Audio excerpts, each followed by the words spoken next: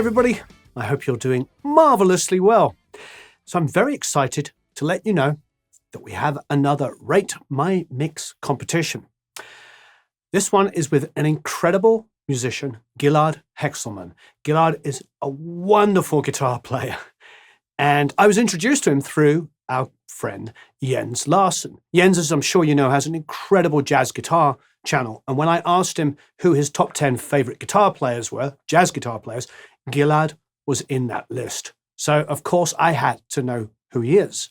We got in contact and he agreed to give us one of his tracks, one of his multi-tracks. From his latest album, Fast Star, we have the track Long Way From Home. You have two opportunities because you can either remix or mix this. So if you're a mixer like myself and you want to mix a beautiful jazz track, this is your opportunity. If you are a remixer, you can take these tracks and remix them. And we have a whole bunch of prizes, but we're doubling up. So there's a first prize for mixing and a first prize for remixing, second prize for mixing, remixing. You get it. So it's a wonderful opportunity for everybody out there, regardless of the genre they work in, to have an opportunity to win some incredible prizes. Now, for instance, the first prize for mix and remix is an Audient Evo 16, which we absolutely love and, of course, have used quite extensively. Next up for speakers, we have the Eve Audio SC205s. Incredible speakers with a really amazing low end. JZ or JZ microphones have given us a V67 to give away. Waves Audio have given us a gold bundle, which is really fantastic. Produce Like a Pro, of course. Our Academy, we're giving lifetime access to the winners of both the mix and remix.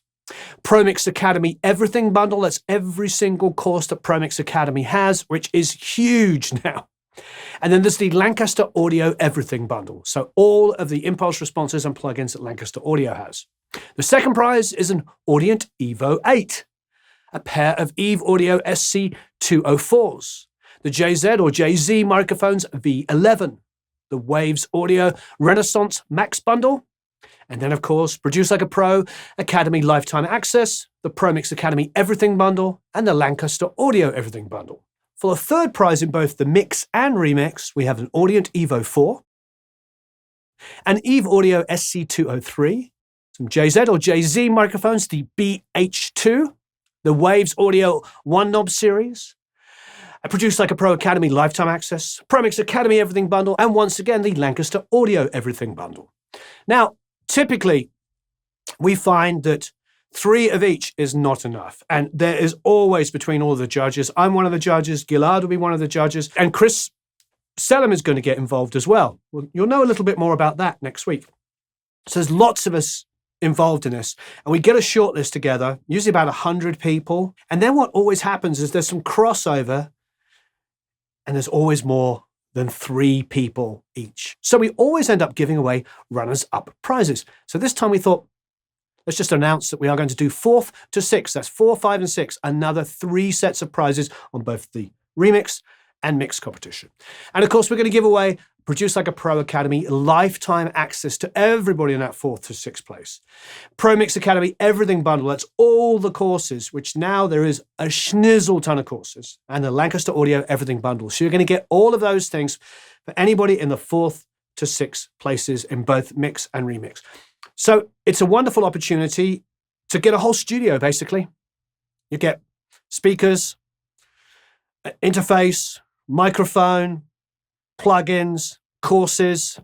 Pretty awesome. So please go to the link down there and download the multi-tracks. The most important thing is to go to Rate My Mix and sign up. If you're already a member of Rate My Mix, you will get an email telling you all about this. But if you're not, go and sign up. What I love about this is there's a really amazing community. People post their mixes up and then people critique. Now, this is very important.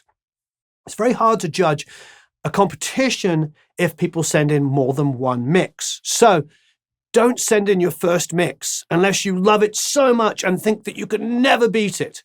Give yourself an opportunity on your mix and or your remix to make sure it is the best it possibly can be. Because we cannot judge multiple people's mixes. If somebody has done 5 different mixes, it just doesn't work. So wait until you have the mix or the remix that you're so happy with that you're going to put it in. I'm very excited to do this because I love being able to work with world-class musicians like Gilad. So with all that being said, let's interview Mr. Gilad Hekselman. Hi, everybody. Hope you're doing marvelously well. I'm sitting here with the rather wonderful Mr. Gilad Hekselman. Gilad, how the devil are you? Are you good? Yeah, I'm doing great, man. Thank you. How are you? I'm absolutely great. I mean, I discovered your playing a while ago, and then when Jens and I started talking a couple of years ago for the first time, I asked him who his favorite players were, and he put you in a list of 10 players, of which the rest of them are all like household names. Right. And so and Jens is a wonderful guitar player and a wonderful guy. So I was really, really excited when he brought you up. And obviously, subsequently, we were starting to get to know each other. Two things. You have a new album coming out, which I would love to talk about. And you have kindly given us multi-tracks to one of those songs for a massive remix and mix competition, which will be coming out on Rate My Mix, which is huge. What is the song called that we're going to be doing? The song we're doing together is "Long Way From Home." The record is Far Star, and this is the first track on the record. Beautiful. Can you play a little bit of it?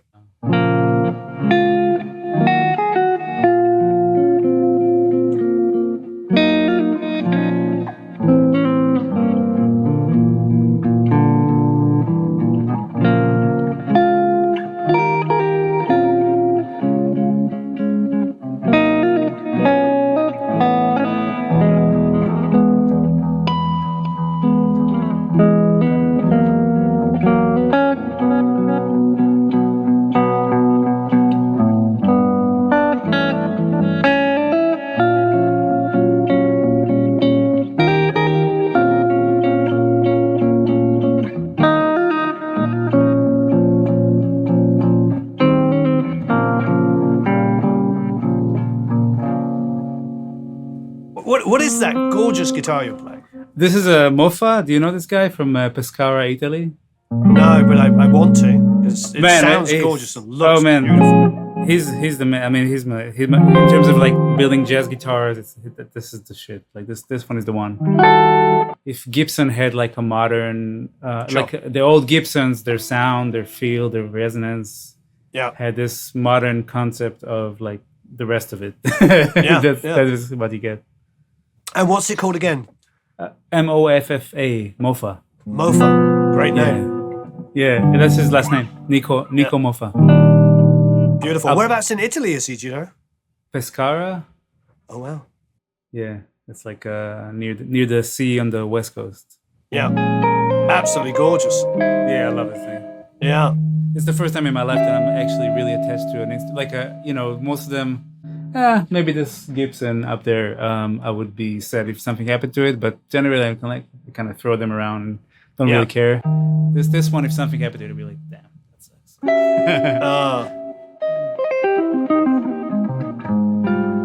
What amp are you using? Omicron. It's by Pure Tone amps. Do you know this guy? He's I don't. A wonderful amp maker in Greece that just makes everything by hand himself.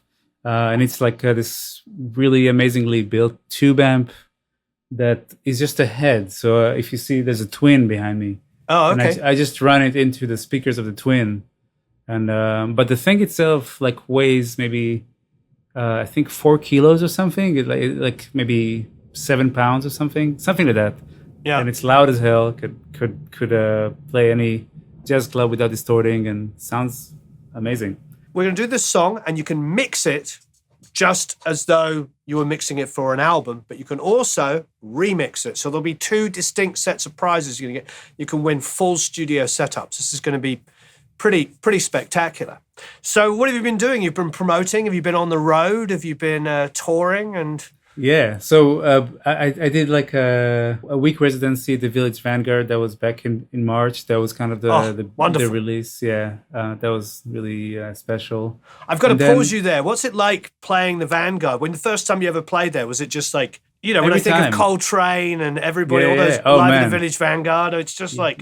you're Oh. feeling it. You feel it. I mean, you really do. It's insane because it's not like one of those renovated clubs. It's literally the same stage that those heroes of mine were on. It's like it's really special. And honestly, before the first time I played there, I think I played there the first time maybe 5 years ago as a sideman with the saxophone player Ben Wendell. And I was kind of, excited, but also a little worried because I have a lot of respect to that stage. And I remember that as soon as I plugged my guitar in during soundcheck and played a few notes, I felt this lift. And there's no other way to explain it. I don't believe in ghosts, but if I did, it really feels like all the ghosts in the room are kind of actually lifting you up and supporting you. It's an amazing room to play in, really kind of my favorite. Yeah, those walls have heard some of the greatest music ever played. Exactly. All my hairs are standing on end thinking about it. Oh, man. I believe you. Yeah, I mean, really, some of our favorite records, I grew up listening to Train, the Vanguard, and to Bill Evans at the Vanguard, and so many different recordings. Yeah, sorry to stop you when you were talking about, but So after the Vanguard, what else did you do? Oh, and then I had a tour in Europe to celebrate the release, and then I just came back from Australia, and then before that I was in Indonesia. The last few months have been really, really crazy because between all that touring, I also had a baby. Congratulations! Thank you. And also my brother was getting married. The last three, I'm finally resting after 2.5 months of complete insanity. So Gilad, give us a little bit of your background. I mean, how did you discover jazz, first of all? Oh, man. I, kind of like a classic guitar player route of discovering jazz. You kind of you're into rock, and then you maybe get into metal, and then maybe you get into progressive metal, and then you get into fusion. And then, the next logical step is some jazz. But I was also really fortunate to go to this great high school in Israel that has an amazing jazz program. It's called Tel Me'elin. And, when I came there, I really didn't know much about jazz. I thought I knew a little bit about jazz, but I really knew nothing about jazz. Because, when the teacher said Miles Davis, I was like, that sounds kind of familiar, but I'm not sure who that is. So that school is really, really when I got exposed to some real jazz and kind of changed the course of my life pretty seriously. So what were you doing before that? You were like a blues rock guitarist or something? Exactly. Like pentatonics and maybe I thought I was being fancy when I learned how to play a major chord up and down, but a major scale up and down, but not much more than that, just figured out a few like George Harrison solos, like that kind of stuff. So yeah, beautiful, but at least melodic stuff. So, yeah, exactly. Yeah. No, man, those solos are still, tattooed into my brain. Yeah, fantastic. So, what about schooling? How did you reach out to better yourself as a guitar player? Was it all self-learned stuff, or did you get some? No, I mean, I definitely had a lot of amazing teachers, including that high school that I mentioned. It was really an incredible program that, I think that the fact that I got exposed to all that information from such good teachers at a young age is probably a big part of the 15, actually 14, when I started doing ear training, jazz theory, jazz history, these lessons were improvisation, all those kind of things. It's incredible. Yeah, it really is. And when people ask me how come so many great jazz musicians come from Israel, it's pretty much that's the reason. That school and maybe a couple other schools that are there. Those are the main reasons. That's absolutely wonderful. And then when did you first come to the US? I moved when I was 21. I'm now 39. So 18 years ago, it was 2004, and I went to New School University, where I also had some really amazing teachers. And honestly, I still consider myself a student. So I still spend a lot of time trying to understand how to play better and find my weak spots and work on those and. Now, for the recording of the album, you did so much of it on your own. Tell us. Not entirely alone. Part of it. But a lot with your own production and stuff. Can you tell us a little bit about that journey? Yeah, totally. So, this new record was not supposed to be a record. It was supposed to be a bunch of demos, basically. And like the beginning of the pandemic, we didn't know how long it was going to go, and like there were all these predictions of like, oh, this is going to be 3 months, so this is going to be half a year, and some people were like, this is going to be a year, and then everybody like, yo, that's extreme, So none of us knew how long it was going to go, but I started like kind of compiling those demos for about 20 something songs that I composed while we were doing a sabbatical away in Southeast Asia. My wife and I and our older son were there, and I just had like about an hour or two a day to kind of sit at the guitar and try to compose. That's all I did there in terms of music. But then when I came back, I wanted to play it with people, and then that's exactly when the pandemic hit. So I was like, let me just put them on the computer so I can make demos. So when it's time to go into the studio and record those songs, I'll have something to send the guys. And then weeks became months, and months became years, and like I just kept perfecting those tracks and kept playing them for people and asking for advice. And a big part of why this is so exciting for me is because your channel was like a massive part of how I learned. Thank you. It's true. I mean, it's funny to me to see you on my screen now, and this is not a YouTube video. It's we're actually talking. Well, and then it's the same for me, because I'm like such a huge fan of your playing, and I'm sitting here like talking to you. So thanks, man. I appreciate it. But no, thank you for all the knowledge, and man, it's like man, what a time we live in that I can learn from a master without even ever meeting them. So thanks for all that. I appreciate it. Well, I mean, we were talking off camera. Maybe Eric's going to edit it in. I'm a fake jazz guitar player. I can play the traditional version of Misty that every guitar player can play, and I can sit in a guitar store and make people believe that I can play jazz, but I can't. I just fake it. You fake it till you make it, man. Fake it till you make it. So I was asking Gilad, for some private lessons. So if you hear my jazz playing actually start to sound a little bit more authentic, you'll be able to blame Gilad for that. or if it's starting to sound much worse, then you can blame it for it. If it starts to sound worse, that will definitely be my fault, not yours. Oh man. So yeah. Anyway, that was my process. Just watching a lot of like YouTube tutorials, and also like consulting with a lot of my friends who are more experienced at producing than me. Sending them tracks, and some of the earlier mixes. Now I listen back to it and like, wow, I really learned a lot. And that process of like having like a super sharp learning curve is, like after you've played guitar I've played guitar for 30 years. So after playing guitar for 30 years, where like when you break out of that glass ceiling, like that plateau, like you're like, oh yes, just a little bit better is an amazing advancement. All of a sudden becoming like getting from the point where I don't know how to mix anything to like the point where, oh, this actually sounds at least decent. Maybe not. I'm still not a master, but like I'm getting somewhere.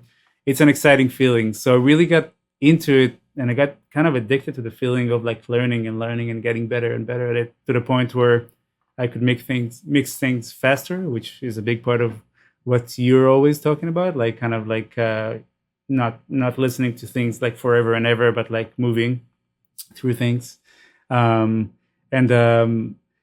Yeah, it was just an exciting experience for me.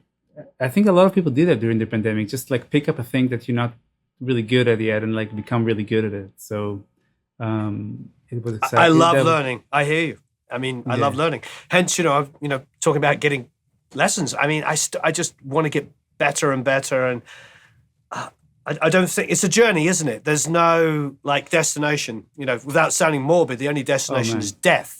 Yes, so completely. I'm not 100%. I'm not trying to get anywhere quickly. I'm just trying to get better and better at my at music. And to me, it's all the same thing, isn't it? Yeah. Oh, and I actually like one other thing that I wanted to say is like through the process of learning production, my playing has changed. Because I'm an improviser and I don't play parts that are written, but I can come up with anything I want to. Now when I'm in a band situation, I mean, I've done it before, but now even more, I have this feeling of like, if I was to produce this on a computer, like, and I had any choice of sound that I wanted, it's all like available to me. What sound would I go for now? What am I craving for sonically? And that really can affect the way you play the guitar. Like if you imagine like a certain thing in the upper register, class 3, you'll go for that. But maybe you'll imagine like a more lush kind of trendy.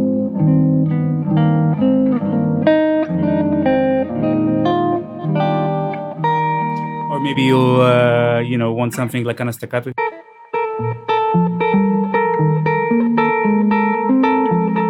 Like something that kind of creates some polyphony. This feeling of being a producer in real time, producing a part of the sound of the band in real time, is something that I learned a lot from this process of learning production.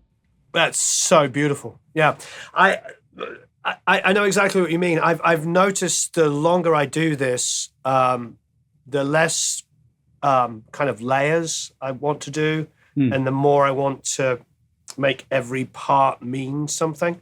And because it used to be solved with just like stick another part over the top of it and that will solve the problem. And there was a good lesson I was reading. A friend of mine was talking about making a Prince record and how he just overdubbed, and it was all genius. And then when he came to mix, he just went mute, mute, mute, mute, mute, mute, and then came up with like 3 parts. I mean, When Doves Cry is quite famous for that because it has no bass line. There is no bass line in that song. Wow. And it was one of the parts that got muted. That's crazy. That's crazy. Yeah, I mean, in a way you can say that like having all those parts kind of makes the other parts play different. So even though they're not there, their imprint is there. Yes, very, very, very true. That's a really great way of describing it. You add something that you think to bring out maybe an essence of another part, and then you mute the original part and realize that you now have something even more beautiful and actually more special. And it's based on the fact that the other thing was there, but now it's no longer there. It's almost like a homeopathic medicine or something. It's like the memory of the thing is there, but not the thing. Yeah, just like we were talking about being in the Village Vanguard. Correct. Yeah. There's going to be a link to the album down below, but check that out. But of course, there's also a link to enter the mixing competition. So you're going to be able to enter either as a remixer. And how many, let's say, what would you want for people to remix your tracks? Would you want them to keep like one main line in it and work around it? Honestly, for me, it would be really exciting if it just went nuts, if there was no rules. Wow, go nuts, no rules. Yeah, go as crazy as you want. Like, if you want to put it on a techno beat, do that. If you want, I just want, as long as I can hear that, like, some parts of the track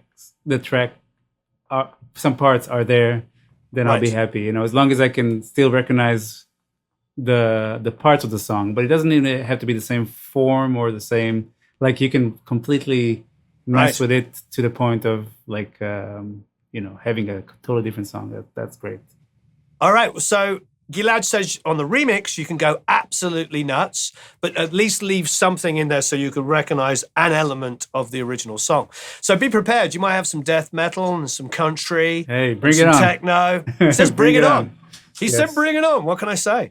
And then, of course, for the actual, if you're going to enter it as a mixer, because we're going to have 2 sets of prizes, there's going to be 3 main prizes on each side. And sometimes we always get a little generous and do additional things because sometimes it's very difficult to choose. It's about a month of listening to mixes.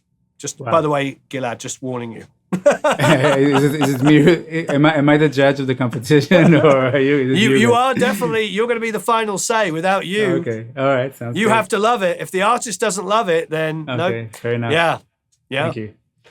It's. I will obviously have input, but if you don't love it, then it can't win. Okay. Simple as that. It's just like anything. I always say to people that are entering these kinds of competitions, remember, maybe the label pays for the famous mixer, but if the artist doesn't like it, it doesn't go anywhere. It's just the way it is. It's Gilad is going to have to love these. Really wonderful. This is really exciting. Very, very exciting indeed. Can you play us out with something? I love your playing. Oh man, Throwing you on the spot here. You played the Misty earlier. Yeah.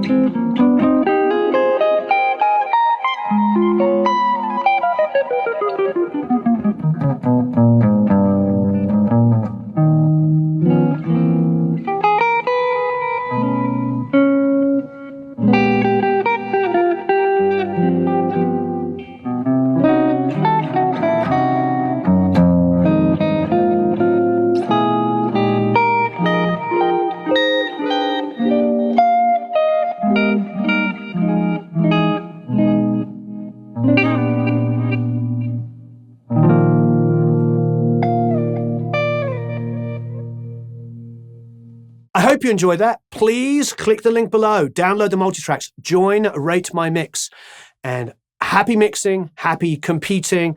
I'm excited to hear everybody's mixes and remixes. And there you go. So long, farewell, auf Wiedersehen, au revoir, adios, ciao, tutsins, goodbye.